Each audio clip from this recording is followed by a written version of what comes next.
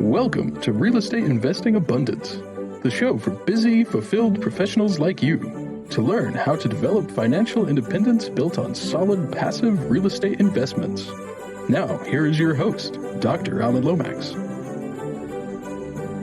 Hello, enlightened investors. I'm your host, Dr. Alan. Delighted that you've joined us today. Are you a busy professional, passionate about the work of your calling, yet realize that even though you love what you are doing, you're exchanging your time for money? You know that if you were to lose the ability to exchange time for money, your financial well-being will be in jeopardy. If you can relate, I have great news.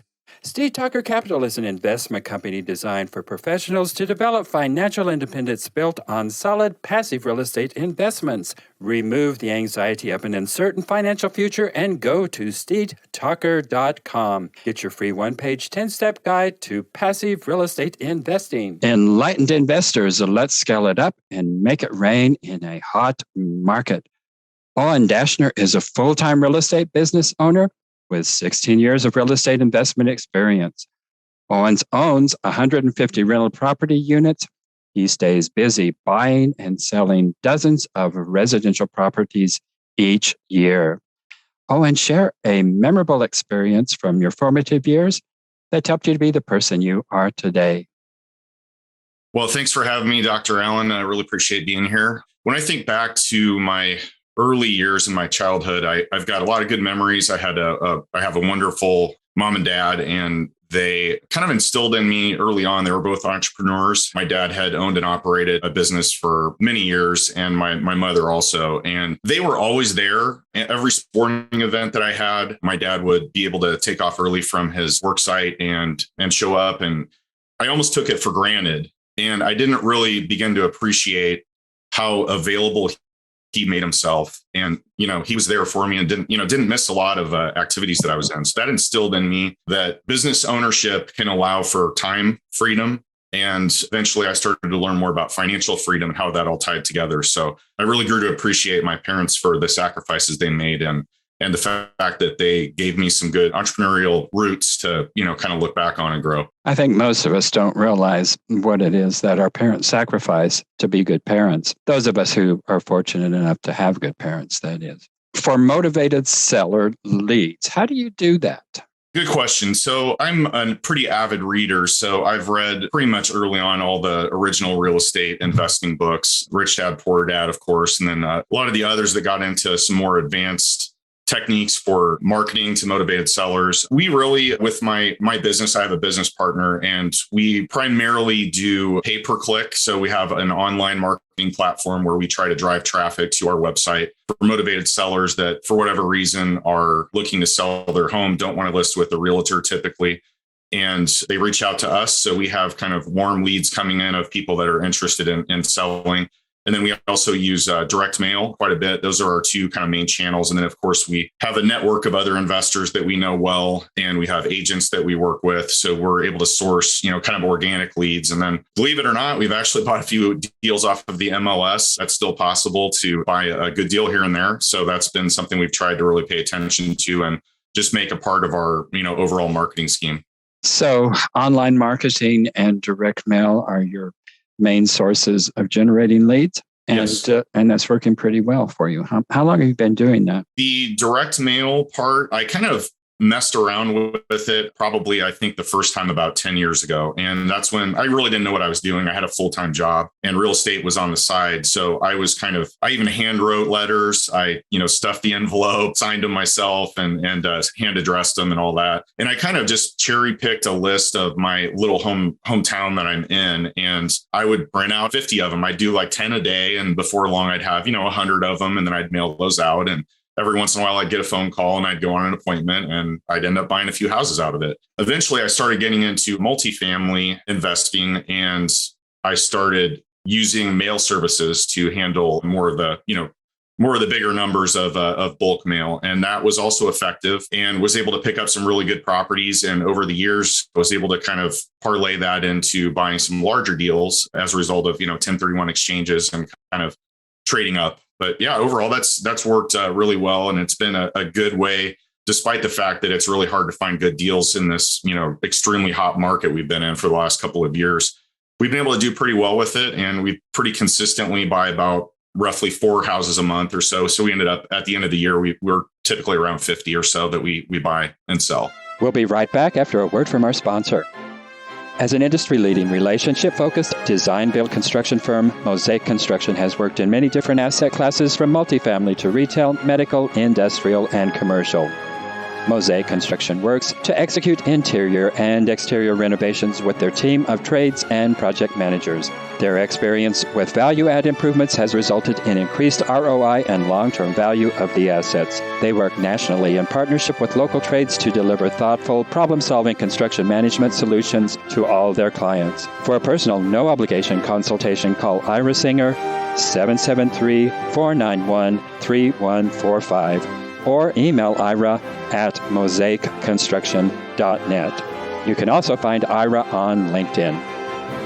Wow, that's pretty amazing. Well, you do wholesaling to maximize your returns and your time. So tell us about that wholesaling process and why you are doing the wholesaling. Sure. We have, I would call it kind of a hybrid model. So we, kind of the first step is find the property. And if it fits within something that we feel the margin would be beneficial to do a fix and flip traditional retail sale, then we'll do that. But it has to really make sense in order to put in the work and spend, 2, 3, 4 months on a rehab project.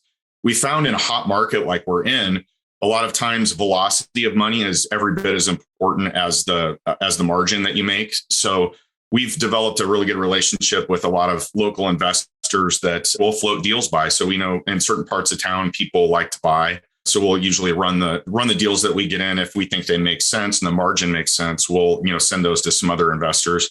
To be honest, I think the best disposition that we've had in the last couple of years has been wholetailing. So we'll close on every property that we get under contract. And then as opposed to assigning it, we just end up we clean it up and list it on the MLS. Or if there's a major defect with the property that is going to scare away retail buyers, maybe we'll fix the major defect. Like say it's something that caused black mold that's easily fixable, but intimidating to a lot of retail buyers. Then we'll fix that, clean it up really well, and then, list it as an as-is property. And that's worked extremely well. And I think in a hot market like we've seen the last few years, I would venture to say probably the best way to disposition a property. I love it. That way you don't have to get tied up and go to the property multiple times and manage a project and contractors and all that fun stuff. Yeah, that can be pretty time consuming. You used a term here I've not heard before. So what is wholetailing? Yeah, wholetailing is, I think most in residential real estate are probably somewhat familiar with wholesaling, which typically is you get a property under contract and then you assign the contract to another investor and they end up closing in your place. So they essentially become the buyer. You're kind of the middleman, and then you take an assignment fee for the contract. Wholetailing is more of you're taking advantage of getting the most eyes on the property as possible by putting it on the MLS. And wholetailing for us means you're buying a property as is. You're putting a minimal amount of work into it, typically a clean out if they've left a lot of things behind, cleaning it really well, and then listing it on the MLS. And this works best if you're a pretty active investor. It works best if you have a really good agent that you work with and you're able to negotiate a discount because you're listing so many properties. And that's what we've been able to do, a flat fee arrangement with our realtor. We love her. We have worked with Angie on dozens and dozens of transactions, and she's fantastic. So we kind of arranged a deal that was a win-win for us. We list everything with her, and she, it's a flat fee, but she gets all of our business. So that's worked really well. And, with the MLS, how it is right now, you can get multiple offers on as-is properties, full retail rehabs. So we're trying to make hay while the sun shines and do as many transactions as we can and maximize the amount of margin we can make. We'll be right back after a word from our sponsor. Would you ever invest all your money in a single stock? Very unlikely. Yet investors are willing to risk $50,000 to $100,000 in a single property in real estate all the time. Avestor is the world's first customizable real estate investment platform. Investors can build their own custom portfolio selecting investments across multiple asset classes such as single-family homes, multifamily, student housing, self-storage, and shopping centers. You can also invest across multiple markets and different time frames. Avestor also enables other real estate entrepreneurs and syndicators to build and use Avestor's infrastructure and cloud platform to create their own customizable real estate funds. To learn more, visit us at avestorinc.com. Avestor, real estate investing made simple.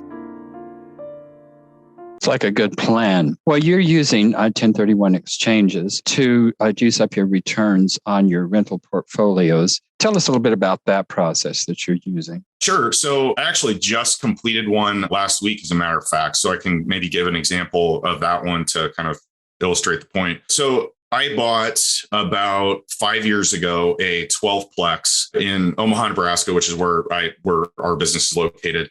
And it was a good property, bought it, and it was dated and needed, cosmetic remodels in a lot of the units. Common areas needed some love. So I was able to go in and do some unit improvements, raise rents, do utility bill backs, improve the common areas so they were, nice and the residents liked them, and really juiced the value of that property. I bought it for $535,000 5 years ago.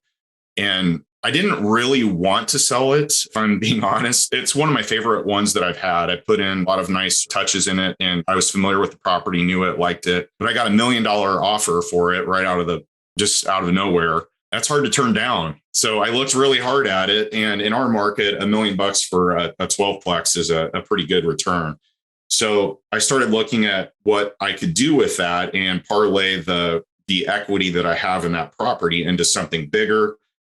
Increase my rent rolls as much as I can and find good property that I can, roll that into. And fortunately, even though it's pretty slim pickings out there, I was able to find a 31 unit property that is almost fully occupied, in great shape.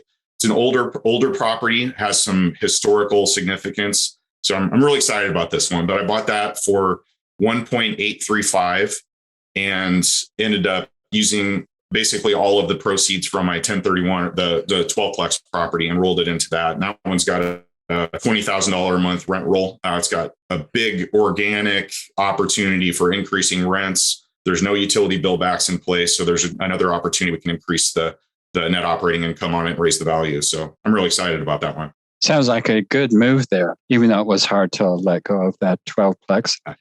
That's kind of what we do sometimes, is fall in love with properties. And that's usually not a good thing to do. I agree. But you were able to let go of that and move on to what I'm sure is another property that you're going to fall in love with. It sounds like a great deal there. Networking is an important part of really any business, but it's particularly important, I think, for real estate. Tell us about your networking habits and how you've developed those, and where they're working for you, where they're not working for you. Sure. One of my favorite topics. I'm a huge networker. I love to meet other investors, both experienced and newer. We have a couple of main, I would call them meetup groups in Omaha. So we have a local REIA, a Real Estate Investor Association, that's run by a friend of mine, Ted Kosh, and he does a fantastic job, gets some really good speakers in. Usually have over 100 people in attendance on various topics. And that's a really good place to meet other investors, lenders, contractors. There's all kinds of people that show up there. So whenever I go to one of those events, I try to make a point. And in general, I'll see a lot of people I know. So of course, I'll say hi and all that good stuff. But I want to meet one or two key people at those and spend a really good one-on-one conversation talking with them. Maybe it's 15, 20 minutes, but find out who they are, what's important to them, how can I help them with their business, and really just kind of, I don't do this with any goal in mind of like, oh, maybe I can have an angle here and do something. I just want to meet really cool people that are doing some things that I want to do, or maybe there's some way I can help them grow. And it always comes back around. So I just go into networking with an abundance mindset. And I look at it like, how can I help you grow your business, as opposed to like, what can I get out of it? And I think that's a big mistake that people make. Like, the whole like, hey, here's my business card, or, going out and handing that. I don't believe in that at all. And we have another group here that's called the Omaha Real Estate Meetup. And my friend Colin Schwartz started that. It's an awesome group as well. I've kind of helped him start running that. So we'll get like a panel or speakers that come in. And so I'll kind of MC that and ask questions, almost like a live podcast. So that's been really cool too. And I've met the speakers that have come in have been phenomenal. And then the people that attend as well. And on top of those groups, I have kind of a running goal that I've tried to make it a habit to where I'm going to meet at least one new person each week and have coffee or lunch with them.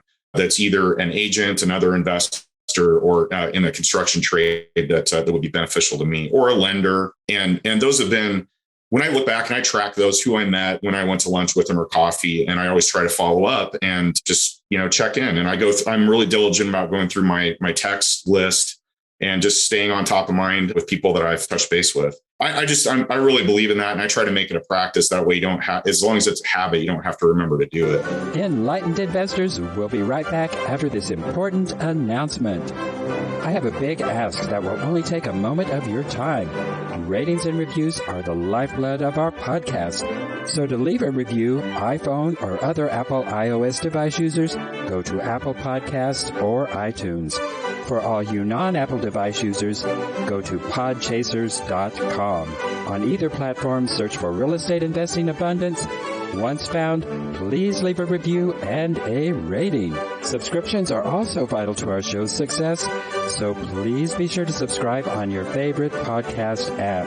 It is free to subscribe, and you can unsubscribe at any time. Yeah, and I can see you have a good way with that. It's just a natural way of being with people. No sales to it. Just be yourself and be friendly. Yeah. Well, vertical integration of real estate businesses, transactional, rentals, lending, title, and insurance. So tell us about your vertical integration of your business. This has been kind of a recent development, but originally when I started in real estate, I kind of figured out, okay, I don't have a ton of money, so I need to have some capital, and how do I get that? And I determined that I would flip a house and take the proceeds of that to buy some rental properties. And after doing that while working full-time for 20 years, before I finally left my corporate job in 2018, I was accumulating rentals and, still flipping a house here and there and doing basically transactions to generate capital and then reinvesting that into rentals. After a while, when I ended up leaving my job and formed Red Ladder with my partner, Brandon, that's our transactional real estate business where we buy and sell houses. So once we did that, that opened up a lot of doors after I started meeting other people. So I ended up partnering on a couple of deals with some, friends and investors. We bought a 24-unit apartment complex in a suburb of Omaha that ended up being a fantastic deal. Got to know them really well, my partners in that transaction. And we ended up forming a hard money lending business due to overwhelming demand and a lack of supply of that in the Omaha market.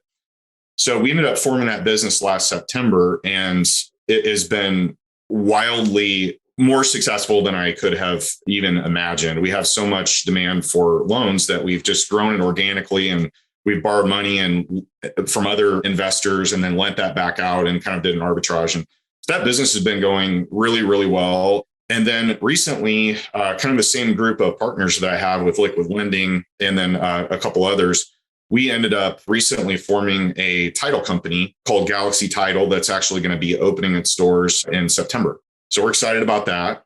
And one of my business partners, Chris Pomerlew, who I think you've had on your show as well, he does a lot of multifamily syndications. They're growing like crazy as well. And so he's one of the partners, as well as Colin Schwartz. That business is going to also kind of parlay into the insurance part of it as well. Since we're paying so much in premiums for, owning multifamily apartments, and any multifamily investor will tell you that's a painful check to write at the end of the year. So we decided to kind of look into opportunities to form our own insurance joint venture. And I'd say we're getting fairly close to making decisions on that as well. So that'll be exciting. So you left your corporate job in 2018, and it sounds to me like you got even busier.